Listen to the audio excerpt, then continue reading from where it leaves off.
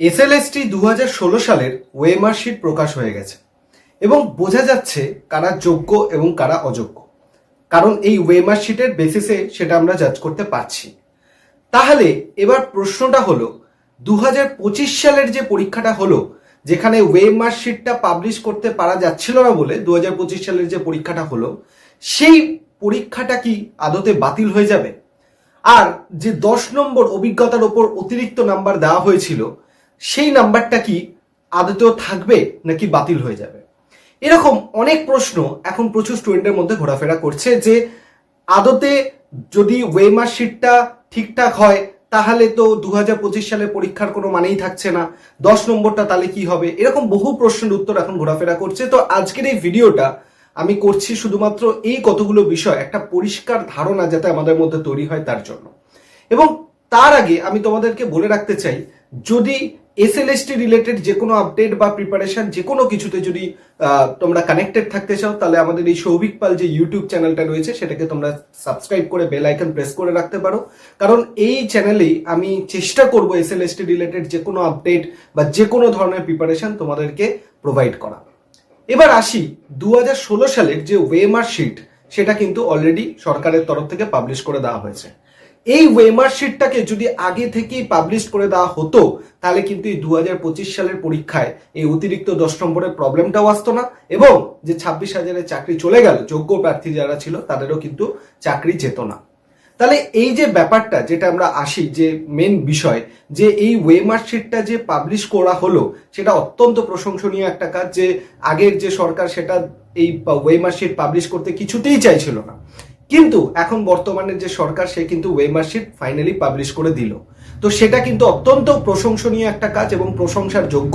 এবং এই যে ওয়েমার শিট, এই ওয়েমার শিটের উপর ভিত্তি করে যদি ঠিকঠাক ভাবে আমাদের সরকার অগ্রসর হয় তাহলে কিন্তু যোগ্য অযোগ্যের যে তফাৎটা সেটা কিন্তু করে নেওয়া সম্ভব হবে।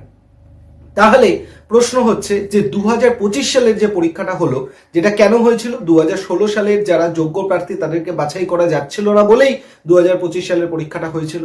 তাহলে 2025 সালের পরীক্ষাটা কি বাদ হয়ে যাবে?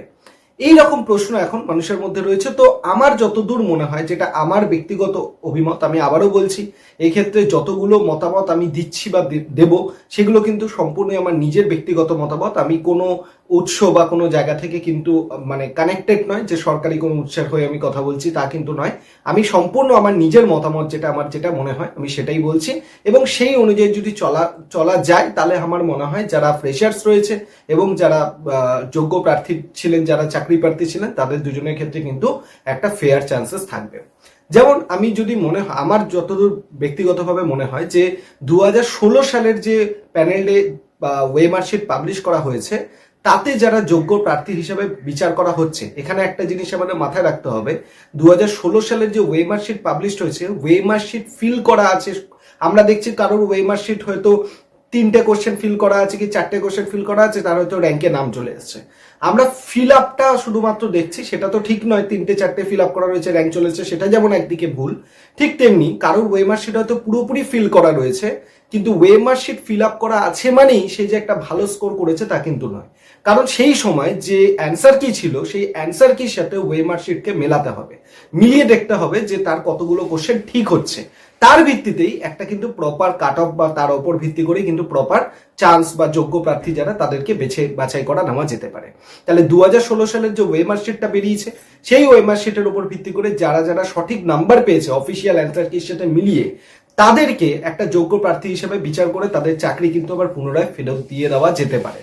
এটা একটা অপশন হতে পারে। আর তার সাথে যারা 2025-এ আবার পুনরায় পরীক্ষা দিয়েছিল, এরকম প্রচুর স্টুডেন্ট বা ক্যান্ডিডেট রয়েছে যারা 2016 সালেও যোগ্য ছিল এবং 2025-এও তার যোগ্যতা প্রমাণ করে চাকরি পেয়ে গেছে, এরকমও যারা রয়েছে, এবং যারা 2025 সালে কমপ্লিটলি ফ্রেশার্স যারা রয়েছে, তাদের দুটো আলাদা করে মেরিট লিস্ট বার করা উচিত, যেটা আমার ব্যক্তিগতভাবে মনে হয়। 2016 সালের যারা পেলো তারা অলরেডি হয়ে গেল, আর যারা 2016 সালেও প্রমাণিত হয়েছে, 2025-এও নিজেকে প্রমাণ করেছে, তাদের জন্য একটা আলাদা মেরিট লিস্ট বের করা হোক। কারণ তারা দু জায়গায় নিজে প্রমাণ করেছে, 2016 সালেও তারা প্রমাণ করেছে, যদি 16 সাল দিয়েও দেখা হয় তারা চাকরি পাচ্ছে, আর যদি 25 সালেও দেখা হয় তারা চাকরি পাচ্ছে। এবং যারা ফ্রেশার্স রয়েছে তাদের জন্য একটা আলাদা মেরিট লিস্ট করা হোক, যাতে 10 নম্বরের যে অভিজ্ঞতার ভিত্তিতে নাম্বারটা সেটাকে বাদ দিয়ে। এতে করে কি হবে, এতে করে যারা ফ্রেশার্স রয়েছে তাদের কিন্তু একটা ফেয়ার চান্স তারা পাবে।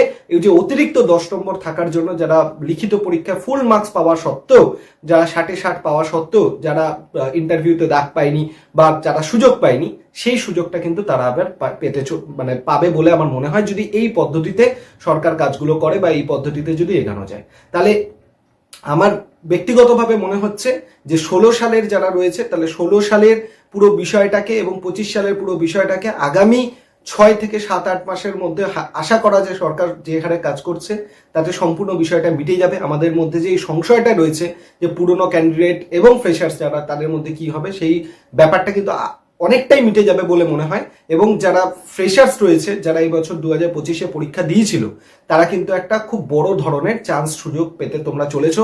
অনেক এতদিন যে তোমাদের যে পরীক্ষা ভালো দিয়েও যে কষ্ট ছিল, যে আমরা ভালো পরীক্ষা দিয়েও ফেয়ার চান্স পেলাম না, আমার যতদূর মনে হয় তোমরা কিন্তু একটা ভালো জায়গা, ভালো অপরচুনিটি পেতে চলেছো। কারণ একবার যদি এই 16 সালের ওয়েমার শিট দিয়ে যোগ্য পরীক্ষার্থীদের বাছাই করে নেওয়া যেতে পারে, তাহলেই কিন্তু এই 10 নম্বর, অতিরিক্ত 10 নম্বরের যে জায়গাটা, সেই ভ্যালুটা কিন্তু কোনোভাবেই আর থাকবে না।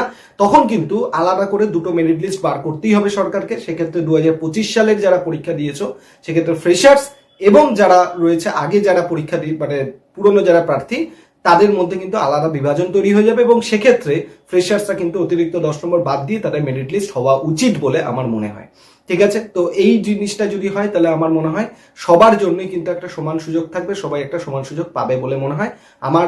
একান্ত এটা আমি রিকোয়েস্ট করব, যারা যারা এই ভিডিওটা দেখছো, তো যদি এরকম কোনো মানুষের কাছে যায়, এরকম ভাবে জিনিসটা আমরা ভাবতে পারি, যে ক্ষেত্রে ফ্রেশার্স এবং যারা পুরোনো এক্সপিরিয়েন্স রয়েছে, যোগ্য প্রার্থী রয়েছে, তাদের দুজনের ক্ষেত্রে, শুধু যোগ্য প্রার্থীদের দেখলেও হবে না, ফ্রেশার্স যারা এত কম সময় এত পড়াশোনা করে এই জায়গাটা পৌঁছেছে, এত ভালো স্কোর করেছে, তাদেরকেও জানে তাদের যোগ্য বিচারটা দেওয়া হয়, সেটা আমি যেন প্রার্থনা করব। এর সাথে সাথেই আমি আর একটা কথা বলে রাখি, আগামী কিছু মাসের মধ্যেই শোনা যাচ্ছে যে SLST আবার নতুন করে পরীক্ষা হতে পারে।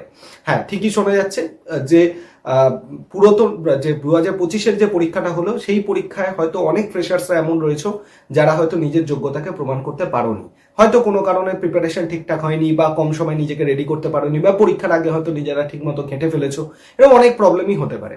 তো তাদের চিন্তা করার কোনো দরকার নেই, কারণ যতদূর আমি জানতে পারছি বিভিন্ন উৎস থেকে, যে আগামী 6-7-8 মাসের মধ্যে কিন্তু সমস্ত যে বিষয়গুলো রয়েছে সেগুলো মিটে গিয়ে আমাদের কিন্তু নতুন রিক্রুটমেন্ট আবার SLST হতে চলেছে। তো সেক্ষেত্রে তোমাদের সবাইকে আমি বলবো যে এখন থেকে কিন্তু প্রস্তুতি নেওয়া শুরু করো। তুমি এখন থেকে অল্প অল্প করে পড়াশোনা শুরু করো, এখন থেকে অল্প অল্প করে বিভিন্ন বিষয়গুলোকে কোশ্চেন MCQ সলভ করা, সিলেবাস পড়া, এগুলোকে শুরু করে দাও। কারণ যেই মুহূর্তে নোটিফিকেশন আসবে, ওই মুহূর্তে তোমার ফর্ম ফিল আপ করার ঝামেলা, আরো অনেক আনুষঙ্গিক চাপ চলে আসবে, তার জন্য কিন্তু তোমার পড়াশোনা একটা এফেক্ট তৈরি হবে। তার জন্য এখন থেকে যদি তোমার মনে হয় যে 2025 সালের পরীক্ষাটা আমার খুব একটা ভালো হয়নি, তাহলে এখন থেকেই তোমরা প্রিপারেশন শুরু করো। এখন থেকে একটু একটু করে সিলেবাস, একটু একটু করে MCQ সলভ করা, প্র্যাকটিস করা, এগুলোর মধ্যে টাচে থাকো, যাতে করে কি হয়, যখনই নোটিফিকেশনটা আসবে তোমার পড়াশোনার লেভেলটা কিন্তু আর একটু এগিয়ে যেতে পারবে। আর এরকম ভাবে যদি SLSTর জিওগ্রাফি রিলেটেড কোনো রকম কোনো হেল্প দরকার, কোনো সাহায্য দরকার, তাহলে আমার স্ক্রিনে যে ফোন নাম্বারটা দেখতে পাচ্ছ, সেই নাম্বারে আমাকে SLST বলে, জিওগ্রাফি বলে আমাকে মেসেজ করতে পারো। আমি আমাদের যে হোয়াটসঅ্যাপ গ্রুপ রয়েছে সেই গ্রুপে আমি অ্যাড করে দেবো। এবং তার সাথে সাথে SLST জিওগ্রাফি বাদেও বাকি এক্সপিরিয়েন্স যারা রয়েছে, তারা আমাদের হোয়াটসঅ্যাপ চ্যানেল এবং টেলিগ্রাম চ্যানেল যেটা রয়েছে, ডেসক্রিপশন বক্সের লিঙ্ক, সেটাই জয়েন করে যেতে পারো। কারণ সেই জায়গাগুলো যদি তুমি জয়েন করে যাও, তাহলে SLST রিলেটেড যে কোনো আপডেট যখনই আসবে, সবার আগে আমি তোমাদের কাছে পৌঁছে দিতে পারবো। তাই সবাই কাছে রিকোয়েস্ট, যদি 2025 সালের যারা ফ্রেশার্স রয়েছে তাদের পরীক্ষা ভালো না হয়ে থাকে, এখন থেকে প্রিপারেশন শুরু করো। এবং আমার একান্ত কামনা থাকবে সরকারের কাছে, যাতে 2016 সালের যারা যোগ্য প্রার্থী এবং 2025 সালের যারা ফ্রেশার্স ভালো পরীক্ষা দিয়েছে, এদের দুজনের সাথে যেন ফেয়ার চান্স হয়। শুধু যোগ্য প্রার্থীদের দেখলে হবে না, এরা যারা কম সময় এত পড়াশোনা করে এই জায়গাটা অ্যাচিভ করেছে, তাদের যে স্বপ্ন সেটাও যেন মিথ্যে না হয়, এটুকুন আমি সরকারের কাছে প্রার্থনা করব। তো সবাই ভালো থেকো, সুস্থ থেকো, এবং কোনো রকম কোনো তোমাদের মতামত থাকলে অবশ্যই এই ভিডিওর কমেন্ট সেকশনে তোমরা লিখে জানিও। আমি চেষ্টা করবো সেটার উত্তর তোমাদের দিয়ে আর একটা ভিডিও বা রিপ্লাই দিয়ে সেটাকে জানানো। থ্যাংক ইউ, সবাই ভালো থেকো, সুস্থ থেকো, ধন্যবাদ সবাইকে।